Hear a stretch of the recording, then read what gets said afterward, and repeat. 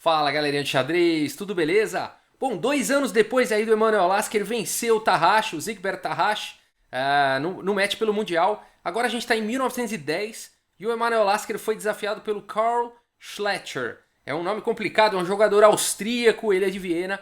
E ele tá ganhando aí torneios importantes pela Europa, tá recebendo aí por muitos aí o título de um dos melhores aí do... O título não, né? A fama de ser um dos melhores jogadores do mundo. E aqui ele vai desafiar então o Emanuel Lasker pelo título do Campeonato Mundial. Vale dizer então que o formato desse match é o melhor de 10 partidas. Então eles vão jogar 10 partidas e o melhor das 10 se tornará o campeão mundial, né? Ou permanecerá o Emanuel Lasker ou o Karl Schlecher se tornará o campeão mundial. Vale dizer, é curioso, não se encontra muitas partidas do Karl Schlecher pela literatura enxadrística. A gente ouve nomes lá como Tarrasch, Steinitz e tudo mais, mas o Karl Schlecher não é um nome muito comum, mas é um jogador fantástico. Inclusive, esse match aqui, eu vou falar a situação aqui do Lasker. A gente está na 10ª partida, ou seja, na última, e pasmem, 8 empates e uma derrota para o Emanuel Lasker. Aqui o empate... Mais um empate nessa partida e o Karl Schlecher será o campeão do mundo. Olha o drama que está vivendo aqui o Emanuel Lasker. O Karl Schlecher realmente é um jogador fantástico. Então, das 9 partidas que eles já jogaram, 8 foram empatadas e uma foi vitória do Karl Schlecher. Ou seja, até agora o Emanuel Lasker não conseguiu vencer o Karl nenhuma vez. Um drama aqui. O Emanuel Lasker, se empatar, perde o título. E vamos dar uma olhada nessa partida então. O Lasker aqui ele tem que jogar para ganhar. E agora eu vou fazer os comentários dessa partida com anotações aqui do Capablanca, do José Raul Capablanca, futuro campeão mundial. Então viria a se tornar o campeão mundial mais pra frente. A gente vai chegar nele na playlist também, tá bom? Eu sei que tem muita gente fã aí do Capablanca. D4 então foi jogado aqui pelo Lasker, D5, C4 indo pro Gambito da Dama e aqui C6. Na época, a defesa eslava, que vem com C6, não era muito jogada. E aqui o Capablanca até faz uma anotação que ele... diz que E6 seria um lance melhor aí do que o lance C6. Não necessariamente, hoje a teoria aí da eslava também é bem abrangente e sabe-se que dá para se desenvolver muito bem jogando aí na eslava, jogando de pretas a eslava com C6, tá bom? Cavalo em F3 foi jogado, cavalo em F6, E3 e aqui já uma ideia original para a época, o lance G6. Na maioria das vezes as pessoas jogavam contra o Gambito da Dama, recusado, com E6 e provavelmente o bispo em E7. Opa, essa flechinha aí tá maluca.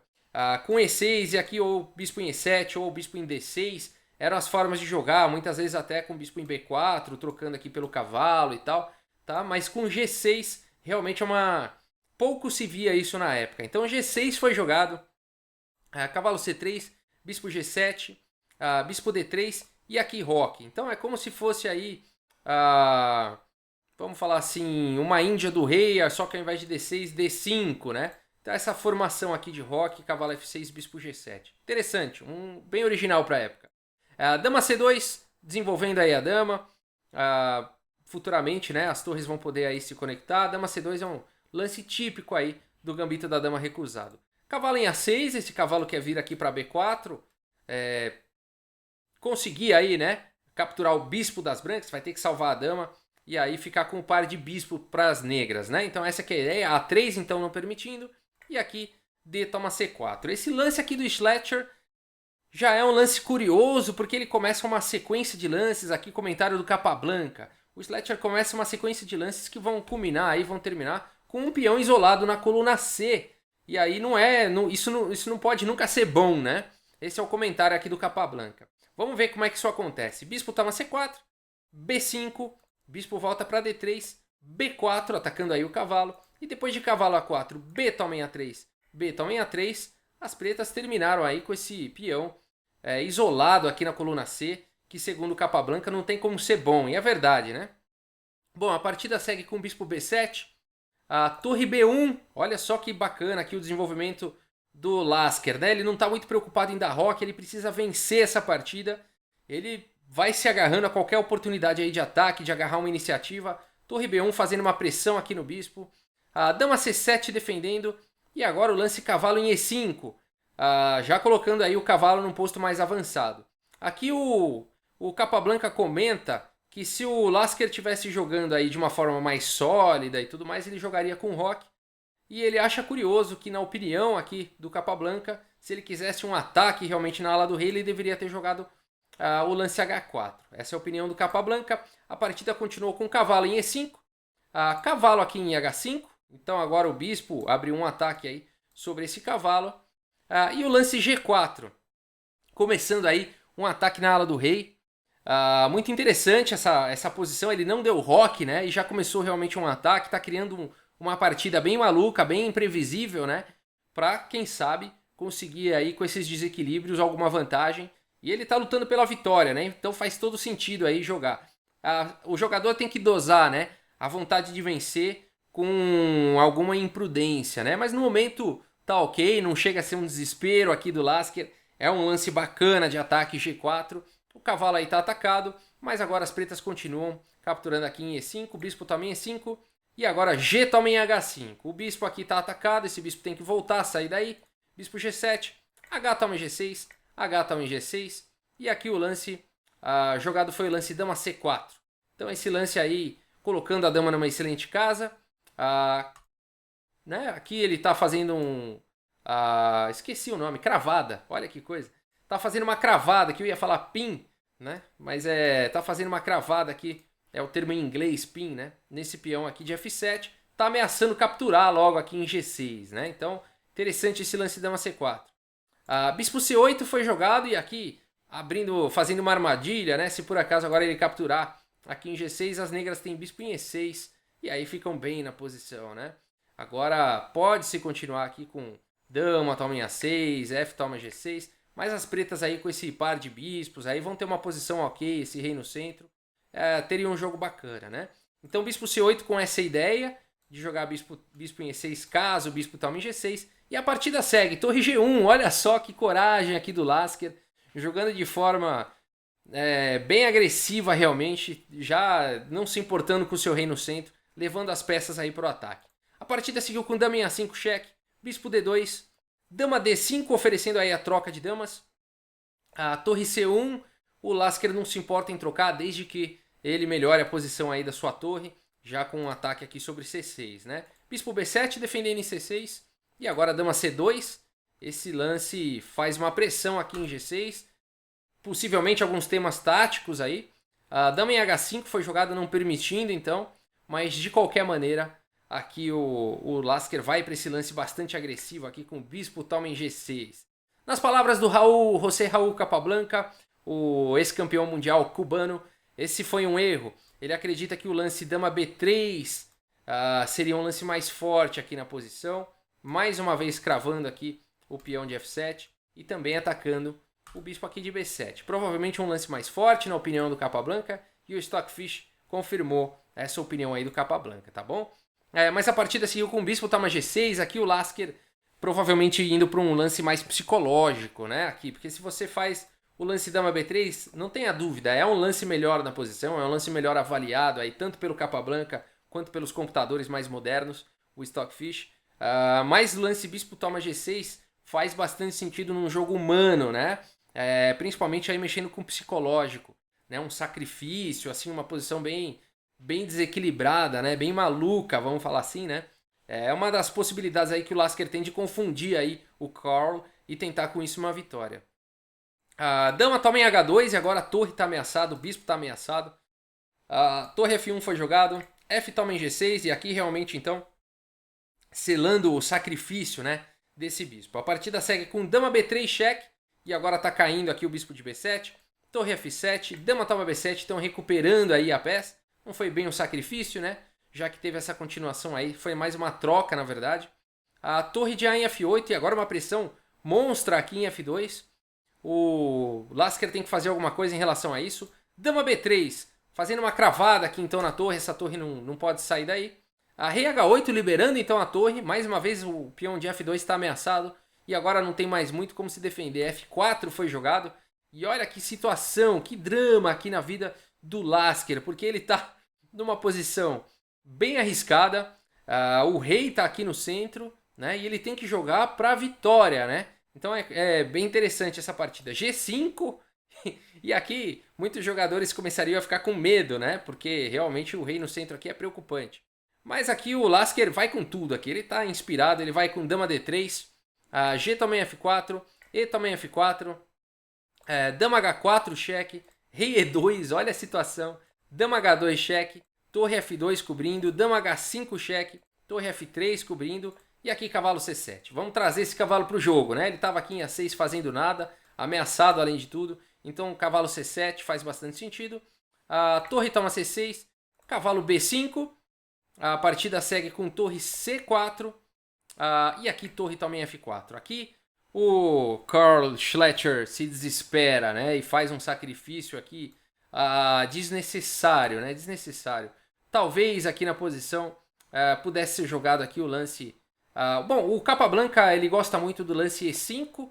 O Stockfish dá essa posição como bem equilibrada. Daria 0 a pontuação, praticamente a mesma pontuação de como seguiu na partida. Mas de alguma forma, por algum motivo aqui, o Capablanca diz que esse seria um lance posicional interessante e tal, que poderia aí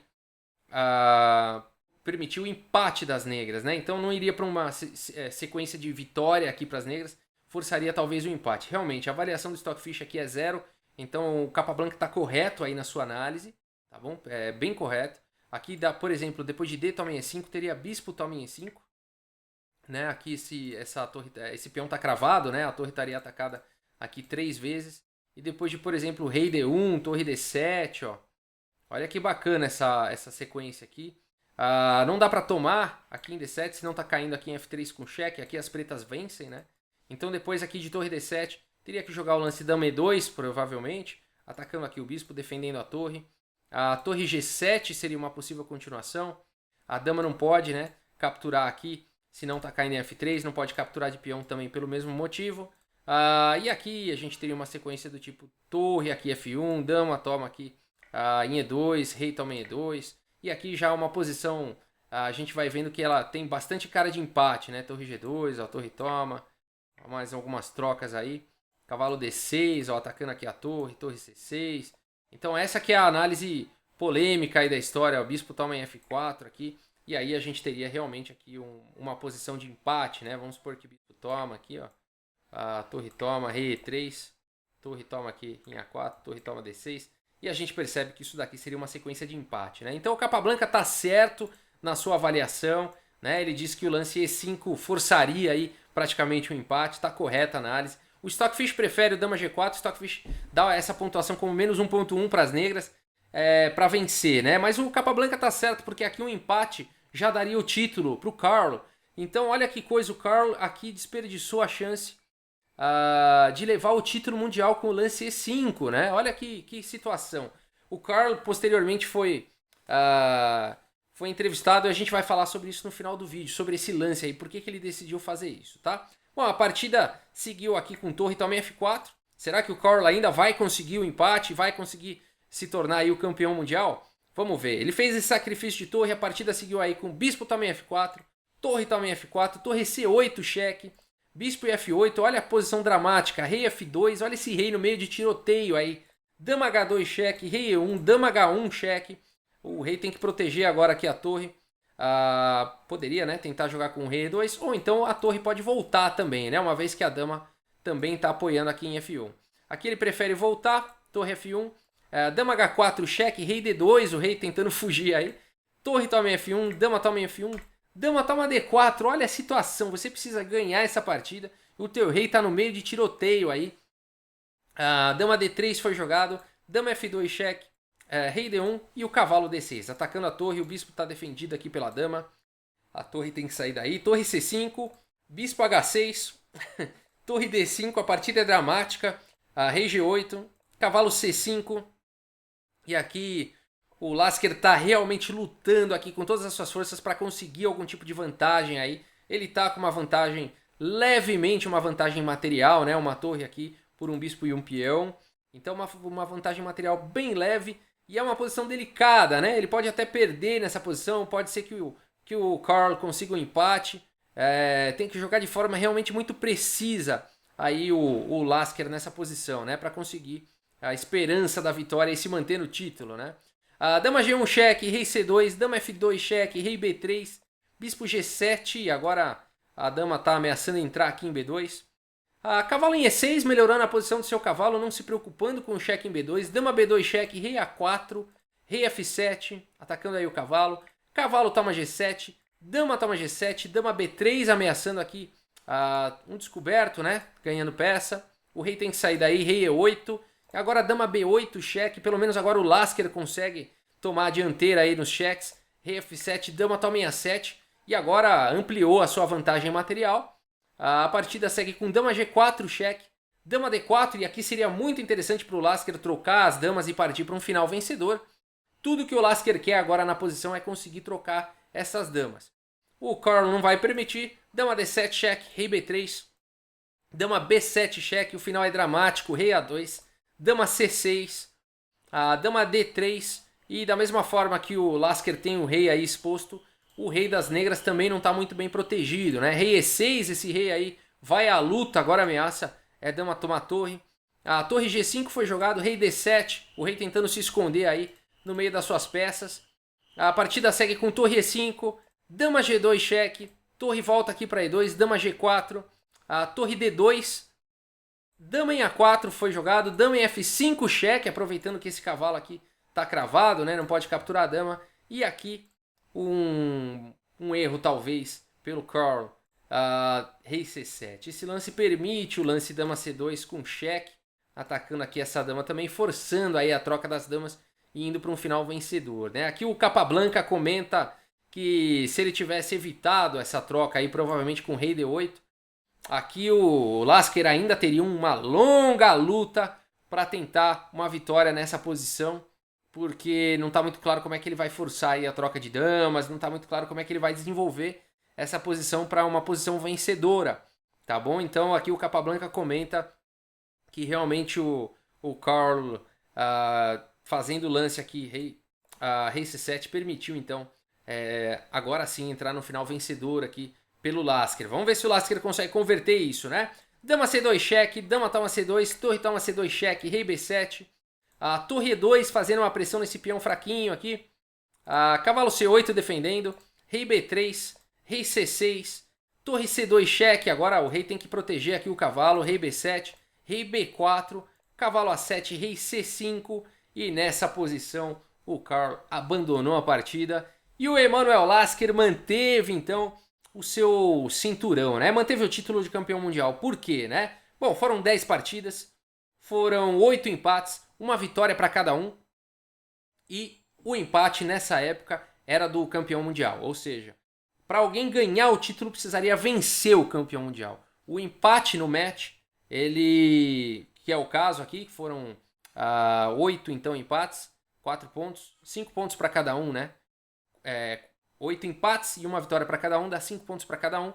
Então o match terminou empatado e nesse caso então o título continua sendo do Lasker.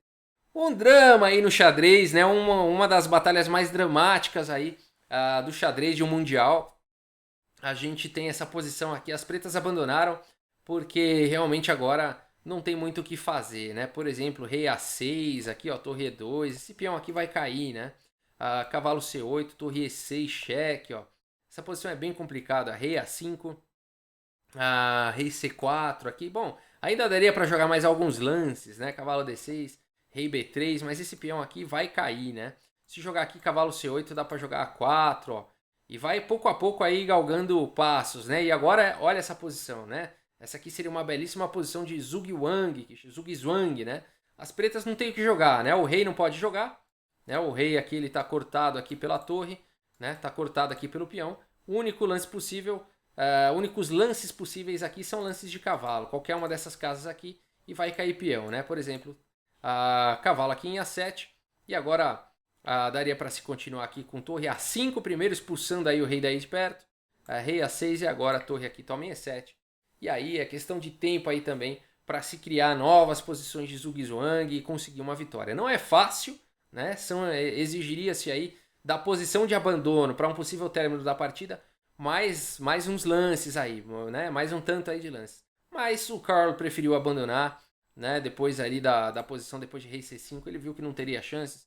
Seria questão aí de mais alguns lances de técnica aí pro Lasker. O Lasker não teria dificuldades de vencer uma posição como essa, tá bom? Bacana, né? O Lasker então continua aí na nossa playlist como campeão mundial. O Carl Schlechter quase conseguiu entrar na história aí como campeão mundial. Não conseguiu, sumiu da história praticamente, pouco se fala sobre o Carl, deveria se falar mais aí sobre ele. Ele quase venceu aí o match contra o Lasker, que é um dos maiores jogadores da história, um dos maiores gênios da história. Mas de uma forma ou de outra, talvez seja porque o nome dele seja muito difícil de falar, né? Muito mais fácil de falar Steinitz, Tahashi, né? Zukertort, Blackburn. Tudo bem que são nomes que não são muito comuns para nossa língua, mas são fáceis até de falar, né? Agora, o Carl Schlechter, será que é por isso que a gente não ouve falar muito dele no Brasil? Eu não sei. Claro que é uma brincadeira, né? Beleza, gente. Muito obrigado aí pela audiência. Um grande abraço aí para todos vocês e até a próxima, pessoal. Valeu!